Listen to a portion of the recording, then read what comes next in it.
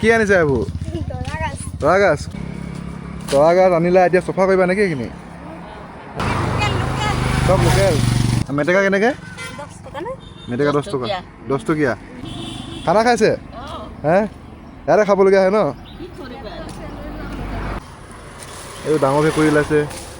এই মেটেকা মেটেকা ফালে ধেৰ দেখিছোঁ। কেনেকৈ খায় এইবোৰ? অঁ, আলু চানা কৰি দিলে ভাজি খায়। অঁ, তৰা গাছ, গুচাই থোৱা তৰা গাছ, একদম চফা চফাত গুচাই থোৱা তৰা গাছ বিক্ৰী কৰিছে ইয়াত। কেইটকা এইবোৰ? 20 টকা। গুচাই দিলেও 20 টকা, নুগুচালেও 20 টকা ন? এইটো কি হয়?